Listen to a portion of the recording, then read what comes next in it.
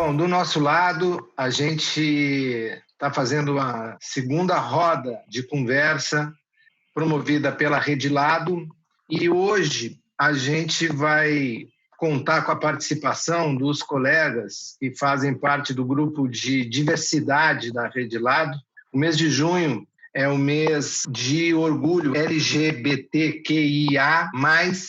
A gente vai falar sobre esta sigla, sobre por que o mês de junho é o mês de orgulho e vamos conversar agora com a participação do Leandro Madureira da Silva, que é o sócio do escritório Mauro Menezes Advogados, lá de Brasília, um dos sócios do escritório Mauro Menezes Advogado, também com a participação do Eduardo Henrique, que é um dos sócios do escritório LBS, também lá de Brasília, e que fazem parte da Rede Lado. E vamos contar também com a participação de uma convidada muito especial, que é a Carolina Yara de Oliveira, a Carol, eu vou chamar a Carolina de Carol, que é travesti, intersexo e negra.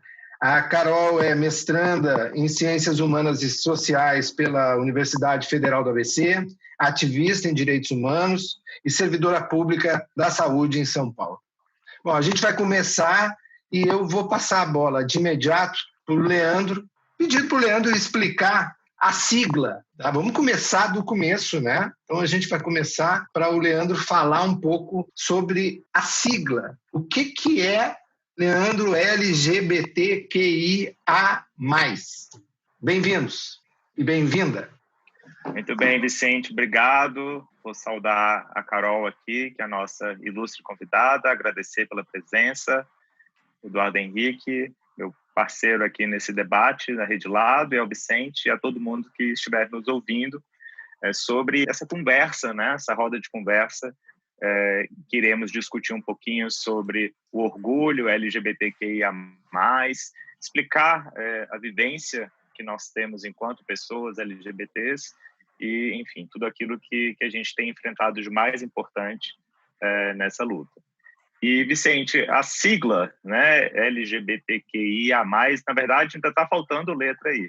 É sempre um desafio falar sobre esses significados, porque essas siglas, elas tentam reproduzir as vivências e as classificações relacionadas a sexo biológico, relacionadas à orientação sexual, relacionadas às identidades de gênero, e todas essas questões são amplas, elas não são delimitadas, elas não são exclusivas e que em algum momento a gente vai chegar numa fórmula perfeita, porque o ser humano é diverso e nós sempre teremos pessoas que ora se identificam de alguma maneira, ora se identificam de outra, às vezes não têm uma identificação, às vezes são fluidas, às vezes são agênero, então há uma diversidade e é complexo realmente falar sobre isso, justamente pela pluralidade de circunstâncias que é envolvida no tema de gênero, no tema de orientação e de sexo biológico. Então, essa sigla ela tenta albergar todas essas classificações.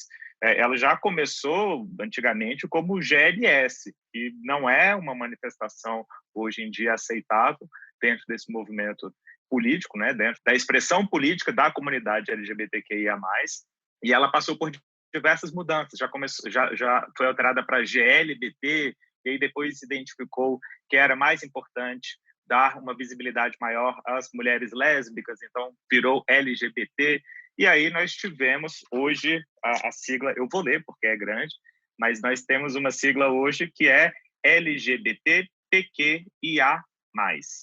E ainda há, dentro dessa sigla um pouco maior, letras que se repetem, como o T, que pode fazer referência tanto a transgênero quanto travestis e transexuais, e também a letra Q, que pode se referir a queer ou às pessoas que estão se questionando, em questionamento da sua sexualidade ou do seu gênero. Mas o que é mais importante é que a gente reflita sobre a necessidade de fato, prever todas essas pessoas, né? E eu não gosto tanto de me referir a essas minorias, mas sim a essas pessoas que fazem parte dessa complexidade maior de manifestação da sua orientação e do seu gênero. Então, todas essas pessoas, é importante que elas sejam visibilizadas, que elas tenham essa previsão daquilo que é correspondente à forma como ela se identifica, porque é através do nome que se dá que a gente passa a exercer o direito que se quer. Então, nós temos, sem sombra de dúvidas, hoje uma sigla que, por maior que seja, ela não é suficiente para a expressão de todos os gêneros, de todas as orientações e, inclusive, do sexo biológico que nós compreendemos como aqueles que são existentes. Claro que esse debate, ele é um debate também diverso, assim como é a sexualidade humana, e ele também se pauta por uma questão política, por uma luta política. Não é simplesmente uma vontade de denominar como as pessoas são, mas de também ser uma expressão política dessa comunidade, dessas pessoas que se identificam de forma diversa no que se refere ao seu gênero ou à sua orientação sexual. É basicamente isso. Não é um assunto simples, não é um assunto fácil de ser compreendido, mas é importante que a comunidade LGBT, que todas as pessoas, na verdade, tenham uma compreensão maior sobre essa estrutura, do porquê ela surge. Ela vem sendo construída através de encontros nacionais, de conferências dentro da comunidade LGBTIA+, além, é óbvio, da própria academia, que se debruça a estudar essas manifestações. É isso. E, Vicente, eu acho que, complementando o que Leandro disse, tão importante quanto entender o que cada letra representa e também saber que essas letras são apenas exemplo, não se trata de um rol taxativo, também é importante lembrar e entender de onde veio a escolha do mês de junho, mais precisamente do seu dia 28. É importante dizer que essa escolha não foi aleatória, ela faz referência à revolta de Stonewall, ocorrida em Nova York no dia 28 de junho de 1969, quando um grupo resolveu enfrentar a frequente violência policial sofrida naquele local. Eles ficaram confinados por vários dias dentro daquele bar, de nome Stonewall Inn, recebendo o apoio de uma multidão de pessoas, sendo visto como um acontecimento importante para a libertação do movimento gay e a luta pelos direitos LGBTQIA+, nos Estados Unidos e no mundo.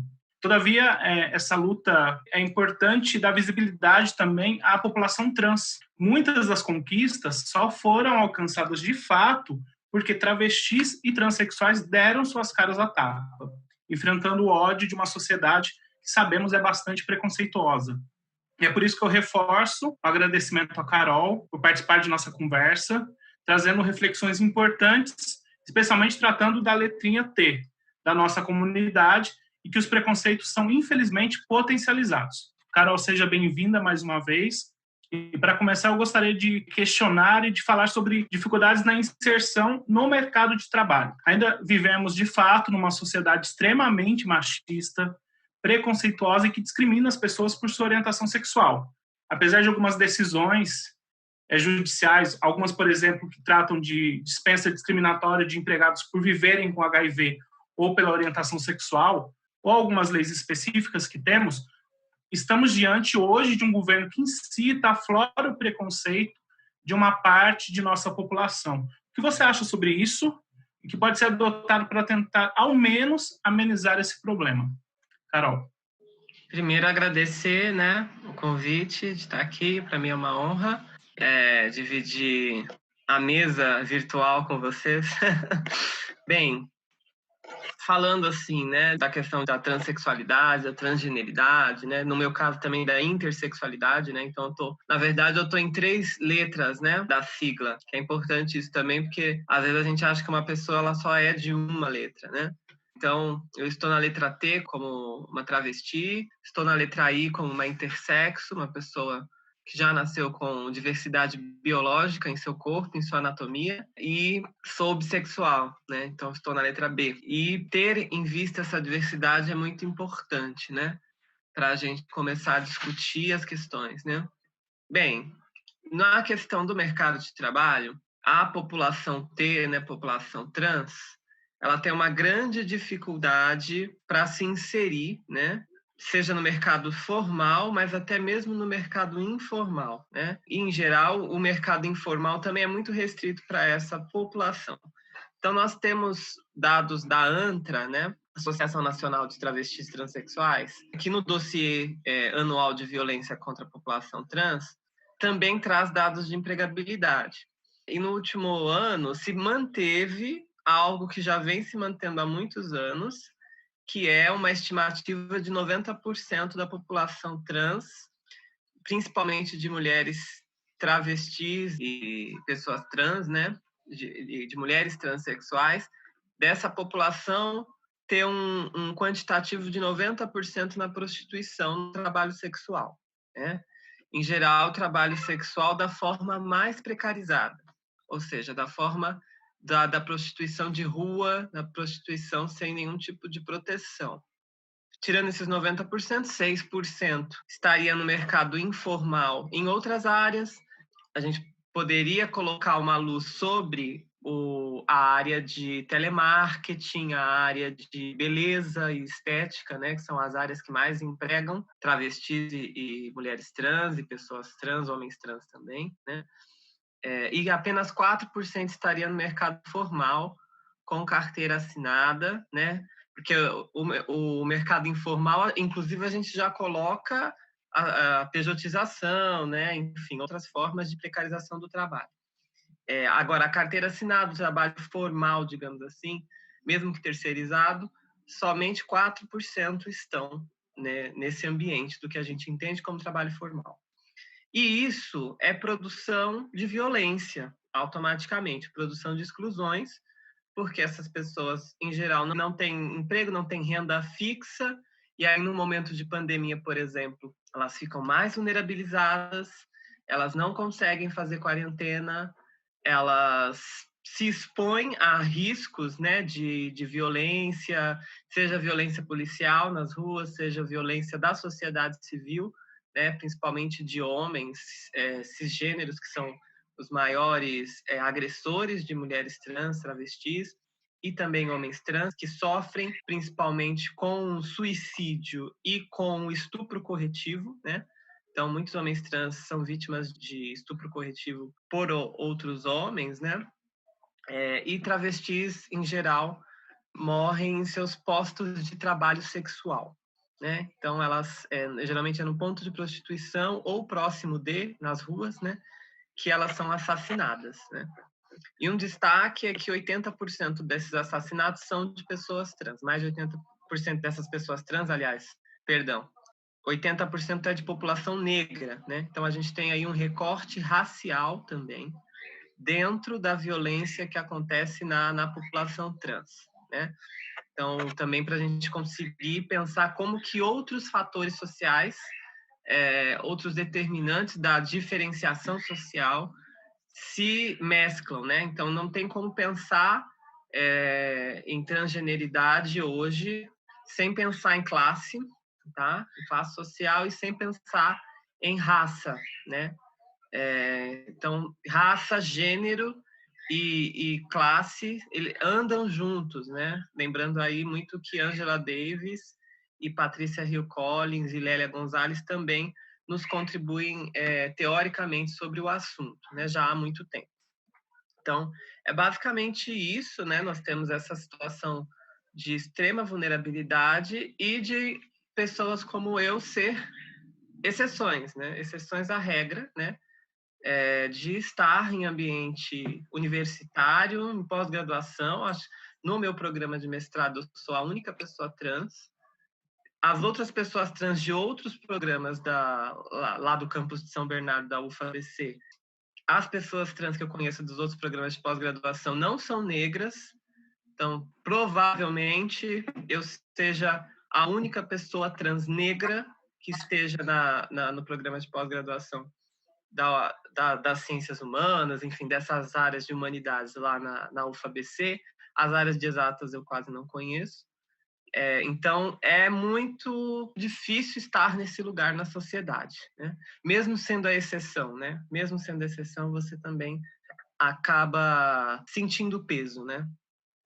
Carol, aproveitando então que você traz esse relato e menciona a questão da violência, né? Até pela própria empregabilidade de grande parte da população trans e travesti ainda está focada, né, ainda ter exclusivamente a abertura do mercado de trabalho relacionado à atividade sexual, a gente teve o reconhecimento do crime de LGBTfobia como análogo ao crime de racismo pelo Supremo Tribunal Federal em 2019. E, na sua avaliação, isso traz alguma diferença, modifica de alguma forma na prática, no dia a dia, a vivência das pessoas trans com relação à violência que sofrem? Porque, claro, diversas são as pessoas dentro da comunidade LGBTQIA+, que têm experiências de violência, né? Mas não se pode comparar a experiência de violência que a pessoa tem no exercício do trabalho, num trabalho informal, no trabalho precarizado. Então, de alguma forma, essa decisão do Supremo vem salvaguardar alguma esperança ou alguma, enfim, vontade de que, de fato, essas pessoas estejam mais a salvo? Carol, antes de tu responder, deixa eu fazer um complemento, ou pelo menos também tirar uma dúvida aqui, que tu também pode responder. Existe algum tipo de levantamento de número de pessoas em todo o país que podem ser enquadradas dentro dessa perspectiva? E também se esse preconceito que é vivenciado por ti, ou que é presenciado por todas as pessoas trans, por exemplo, isso, ele, mesmo nos lugares de empregabilidade, como tu referiste, ele também acontece, se ele é uma coisa recorrente também, e o quanto isso é de uma violência explícita, né? Porque a gente está falando, por exemplo, o Leandro fez o paradigma de que a homofobia ou a transfobia ela pode ser equiparada ao crime de racismo, de preconceito racial, né? O preconceito racial ele tem um aspecto que é super velado, e me parece que a homofobia, a transfobia, do ponto de vista especialmente nos ambientes de trabalho, ele não é velado, ou ele muitas vezes não é velado, né? Acho que isso era uma reflexão que eu acho que também seria interessante se tu pudesse abordar. Uma aula, né? 3 horas depois a gente termina isso aqui. Bem, assim, tentando ser sintética, né? Esse levantamento que você fala, Vicente, é um levantamento de número de pessoas trans, é isso? Ou número de pessoas que sofrem preconceito? O número de pessoas trans também, se isso, por exemplo, no censo ele pode ser abordado ou poderia ser abordado, poderia ter essa informação até para que o Estado pudesse estabelecer políticas para isso, né? Sim. A gente tem um grande problema, vou começar pela sua pergunta, depois eu vou para criminalização. A gente tem um grande problema com dados, tá, de população trans, sobretudo no Brasil, sobretudo na América Latina, assim, né, falando. Mas Brasil, né, que é o país que mais notifica mortes de pessoas trans no mundo. Então a gente tem uma dificuldade de dados oficiais, inclusive porque há uma tentativa sistemática do Estado brasileiro de não admitir que existam essas mortes de fato. Essas mortes existem por um motivo de violência institucional. Então, o Ministério dos Direitos Humanos fez um dossiê no governo Dilma, né, sobre violência LGBTIA+, né, mas depois isso foi descontinuado.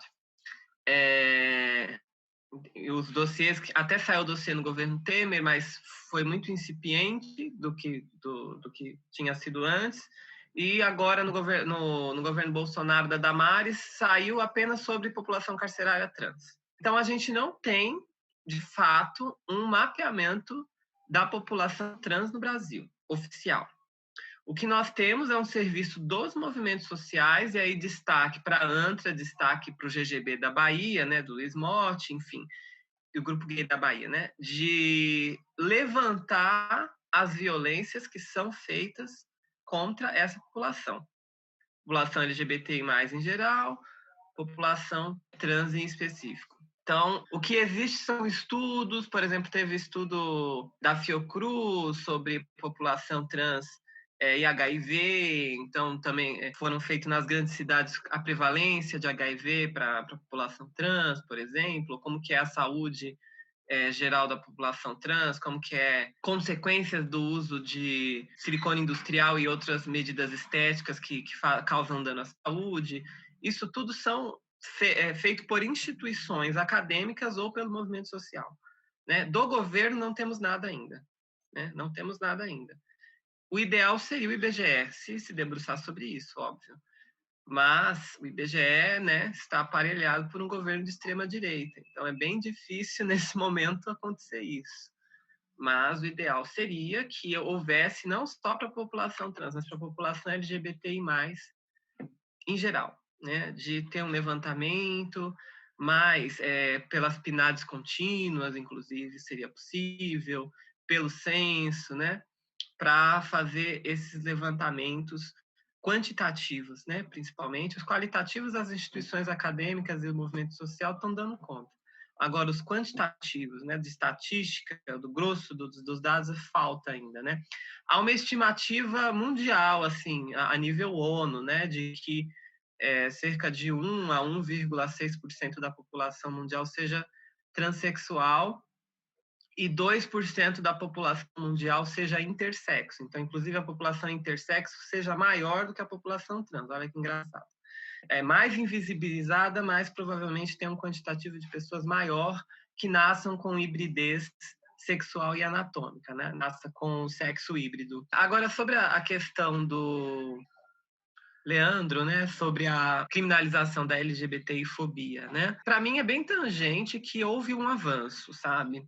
Da mesma forma como houve um avanço na lei da Maria da Penha, por exemplo, quando se criminalizou mais fortemente a violência doméstica contra a mulher. É óbvio que todo mundo se beneficiou disso, mas aí, de novo, né, como que a gente consegue pensar nessas questões de gênero e sexualidade de uma forma cruzada com as outras opressões, com a exploração capitalista? Então, a classe social e a raça vai determinar como que essas leis vão ser aplicadas na vivência das pessoas. Então, a Lei Maria da Penha, ela diminuiu, sim, muito a mortalidade de mulheres, mas de mulheres brancas. Não teve uma grande contribuição na situação da violência doméstica das mulheres negras. Tanto mulheres negras cisgêneras como mulheres negras trans, tá? Houve um aumento, na verdade, de violência doméstica para mulheres negras, se a gente pega lá os dados por raça-cor. Aí vou falar de população trans, né? Acontece o mesmo, tá? Então, como a maioria dos assassinatos de pessoas trans são necessariamente de pessoas trans negras e pessoas trans vulnerabilizadas, pessoas trans, inclusive, que vivem em territórios onde o Estado pouco chega, então também não houve uma melhora significativa de suas vidas por conta da criminalização da LGBTI-fobia. É claro, eu, Carolina, sofro uma discriminação num ambiente acadêmico ou saindo na rua para ir trabalhar, né, no meu emprego formal. E eu, com acesso a advogados, acesso a uma série de coisas que um monte de gente não tem, para mim é muito melhor. Inclusive, vai sair lá o boletim de ocorrência com crime de transfobia, no caso, associada à lei de racismo. Mas isso não quer dizer que lá na ponta, a travesti que está no ponto de prostituição, muitas vezes ela nem pode recorrer ao Estado, né, por questões de segurança de sua vida, para não morrer na mão ou de cafetina, dependendo se a cafetina não for uma pessoa legal, não for uma... Porque tem, né, diferentes tipos de cafetinagem, tem estudos mostrando isso. Mas se ela está numa situação de exploração total, se ela vai atrás do Estado, ela morre, né? Então, eu tive acesso a pessoas que sequer iam renovar documentos, né, com medo do Estado. Então, para a população T, não houve melhora muito significativa no dia a dia, não. A questão é que, para a população T, a principal decisão do Supremo não é a criminalização da LGBTfobia. A principal decisão do Supremo foi a retificação de nome e gênero. Isso, sim, fez uma mudança qualitativa no nosso dia a dia. Coisas mínimas, de você ter o direito de ter o RG, mesmo com as burocracias que ainda existam, mesmo com um monte de pessoas trans não ter conseguido se retificar, mas só a perspectiva de você poder tanto ter mais naturalizado o seu nome social em diversos espaços, como o de ter um documento de RG para que, se alguém te abordar na hora que você entra no banheiro feminino ou no banheiro masculino, né, dependendo de que transexualidade é a sua, e você poder mostrar o RG, não, eu tenho o direito de estar aqui, eu acho que isso tem um impacto muito maior do que a lei de criminalização, certo? A lei não, né? A decisão da criminalização pensada ao crime de racismo. Só para concluir, que eu já sei que eu me estendi, da questão racial, né? Do crime de racismo.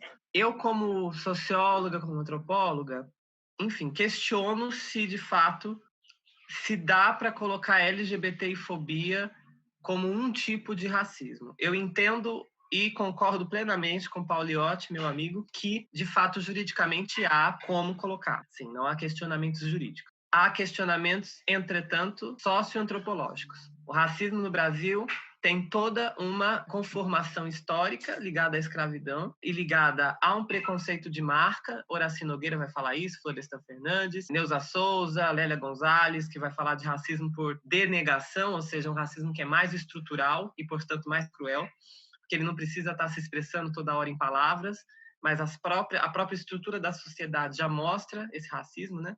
E os próprios pressupostos, né, do que é o lugar da mulher negra, de como que o corpo dela é visto na sociedade, do quanto ela é objetificada, do quanto a polícia mata a população negra nas favelas, né? Tudo isso já vai demonstrando qual que é o racismo brasileiro, que não se expressa muitas vezes em palavras, mas eu discordo que seja velado. Ele é explícito no sentido de que sua estrutura mostra muito bem a que ele está servindo, né?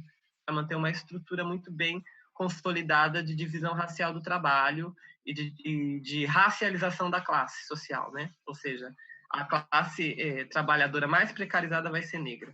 Nesse sentido, eu acho que existem diferenças que nós temos que pontuar, por exemplo, da própria comunidade LGBTI+, entre pessoas brancas nessa comunidade e entre pessoas negras. Né? É totalmente diferente as vivências. Óbvio que se cruzam, mas não é ao acaso que 80% das pessoas trans mortas são negras, né? Se a gente for pegar lá os números de gays mortos também, no quesito raça-cor, eu não tenho aqui exatos números, mas a gente vai se impressionar com a racialização dos dados, né? Então, acho que é bem nesse sentido que a gente tem que ir pensando, né?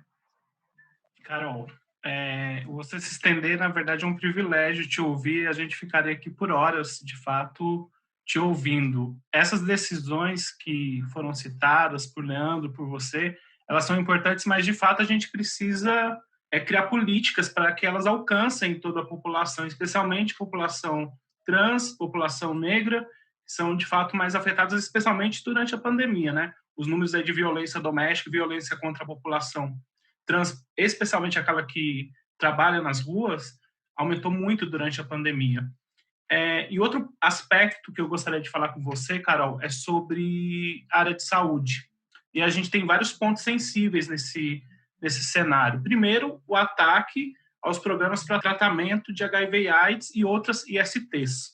Um governo que trata essas pessoas que vivem com HIV como despesa para a sociedade. A gente também tem um problema ligado à atual pandemia e que a gente enfrenta um governo que não tem programas para proteger a população em geral, especialmente as pessoas LGBTQIA+, que ficam, como eu já disse, marginalizadas e à beira de qualquer programa social para a proteção das pessoas que vivem, por exemplo, em condição de rua ou que são, por exemplo, profissionais de sexo. Nós também temos a questão inerente às cirurgias de redesignação de gênero, que são classificadas como eletivas e foram suspensas pelo governo neste período.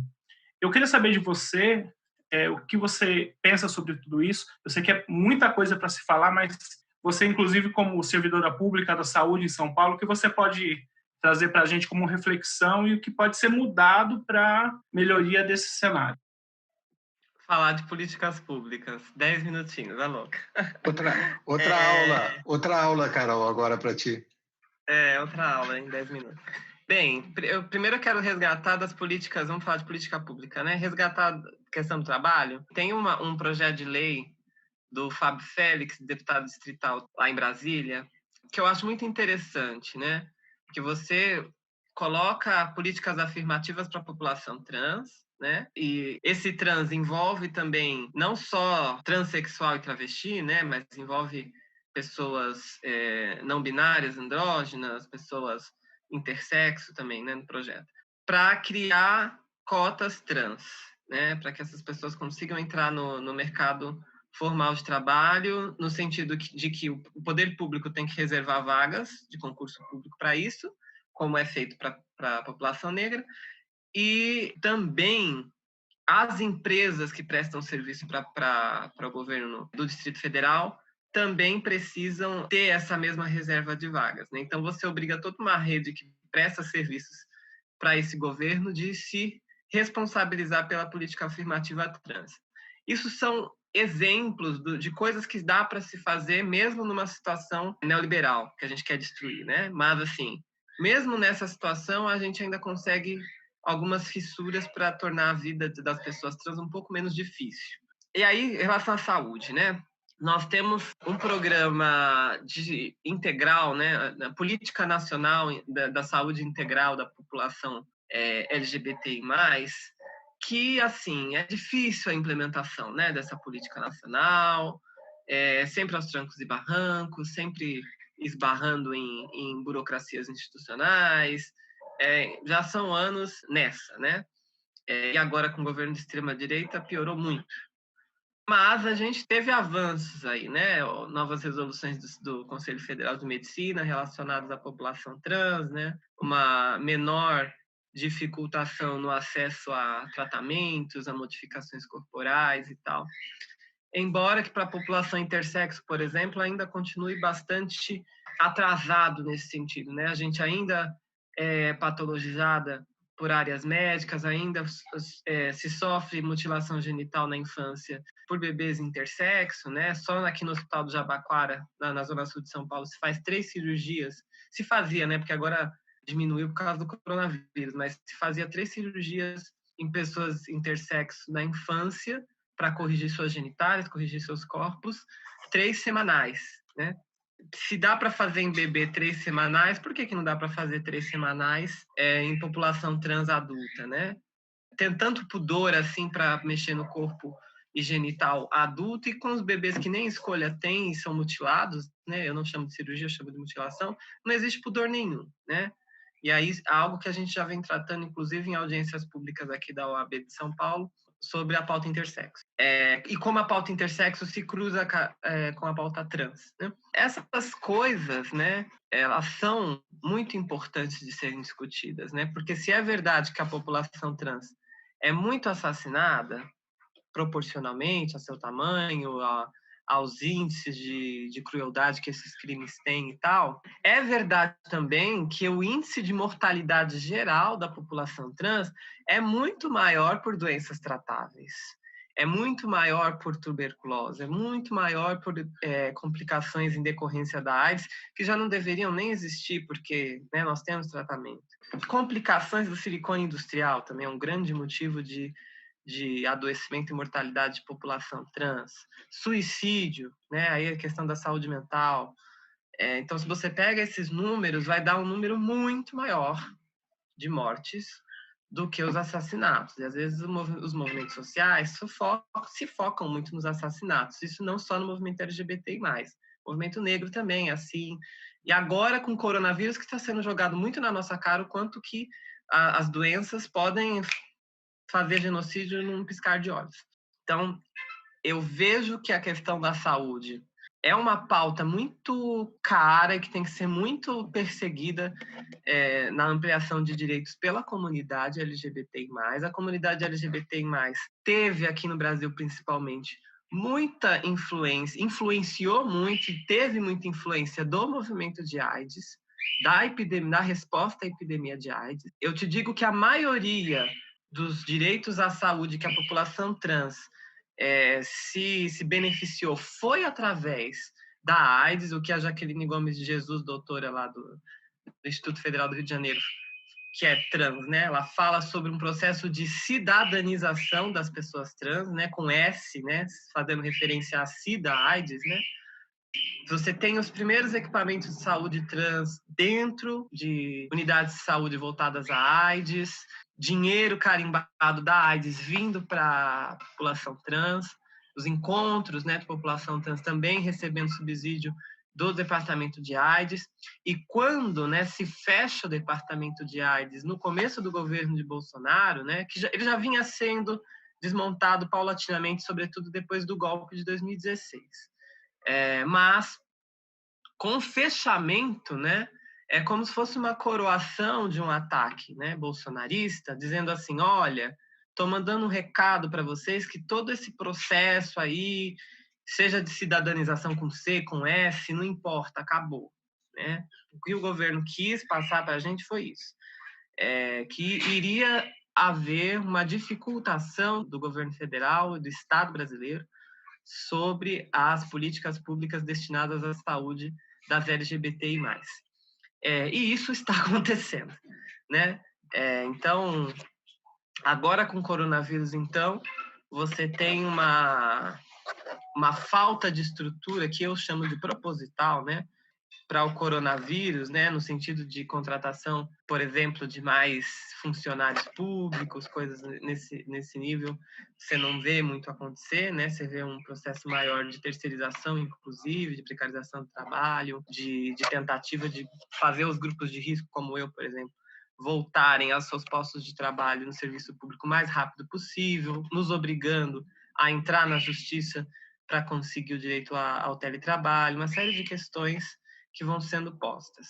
E essa estrutura que não se aumenta, que não se intensifica no SUS o suficiente, né? Se aumentou, mas não o suficiente para dar conta do coronavírus, e também essa guerra de narrativas sobre se tem vírus, se não tem vírus, se faz quarentena, se não faz quarentena, isso deixa tudo tão confuso, e ainda continuando matando as pessoas nas favelas, matando a população negra, nos obrigando a voltar para as ruas.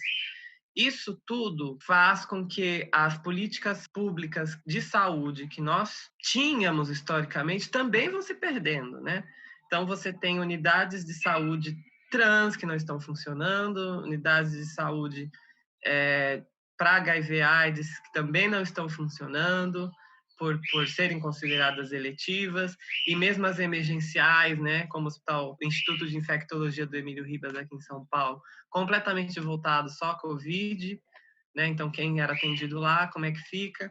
É uma situação muito complicada, muito difícil, que a gente vai ter que pensar e inventar caminhos de como resolver, né, e prestar atenção nos alertas da ONU. A ONU já lançou alertas de dificuldade no acesso a antirretrovirais, a medicamentos anti-HIV, que vai faltar. Como que a gente faz para que uma parte da população LGBTI+ não seja dizimada com isso? 36% da população trans provavelmente tem HIV, uma prevalência alta. Também tem uma prevalência alta entre homens gays na cidade de São Paulo. 1 em cada 4 possuem HIV, vivem com HIV. Como que a gente faz para que essas pessoas simplesmente não sejam abandonadas, né? Ninguém solta a mão de ninguém, mas como que a gente faz isso, né? Acho que são questões muito importantes. Não sei se eu respondi, mas... Então... Gente, eu sei que o papo está ótimo, mas a gente também tem tempo, né? Quero agradecer muito a Carol. Carol, acho que a conversa que a gente teve aqui, e o Leandro e o Eduardo falaram antes aqui, acho que é a primeira conversa que a gente teve. A gente vai voltar a conversar. Tem um eixo central na Rede Lado, que é a diversidade. Eu acho que isso é um negócio que ele é muito importante, porque a diversidade ela consegue formar uma cidadania.